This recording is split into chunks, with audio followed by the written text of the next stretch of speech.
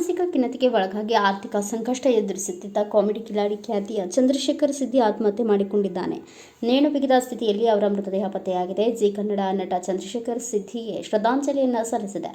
ನಟಿ ರಕ್ಷಿತಾ ಪ್ರೇಮ್ ಸಹ ಸಂತಾಪ ಸೂಚಿಸಿದ್ದಾರೆ. ಉತ್ತರ ಕನ್ನಡ ಜಿಲ್ಲೆಯ ಯಲ್ಲಾಪುರ ತಾಲೂಕಿನ ವಜ್ರಳ್ಳಿ ಗ್ರಾಮ ಪಂಚಾಯಿತಿ ವ್ಯಾಪ್ತಿಯ ಚಿಮ್ಮನಹಳ್ಳಿಯ ಸಿದ್ದಿ ಜನಾಂಗಕ್ಕೆ ಸೇರಿರುವ ಚಂದ್ರಶೇಖರ್ ಸಿದ್ದಿ ಕಾಮಿಡಿ ಕಿಲಾಡಿಗಳು ರಿಯಾಲಿಟಿ ಶೋ ಮೂಲಕ ಜನಪ್ರಿಯತೆ ಗಳಿಸಿದರು. ಕೆಲ ಧಾರಾವಾಹಿಗಳಲ್ಲಿ ಸಣ್ಣ ಪುಟ್ಟ ಪಾತ್ರಗಳನ್ನು ಮಾಡಿದರು. ಆದರೆ ಅಷ್ಟಾಗಿ ಹೇಳಿಕೊಳ್ಳುವ ಅವಕಾಶಗಳು ಸಿಗಲಿಲ್ಲ. ಹೀಗಾಗಿ ಊರಿಗೆ ವಾಪಸ್ ಹೋಗಿ ಕೂಲಿ ಕೆಲಸ ಮಾಡಿಕೊಂಡಿದ್ರು. ಕೆಲಕಾಲ ಮಾನಸಿಕ ಖಿನ್ನತೆಗೆ ಒಳಗಾಗಿದ್ರು. ಅದಕ್ಕೆ ಚಿಕಿತ್ಸೆ ಸಹ ಪಡೆದಿದ್ದರಂತೆ.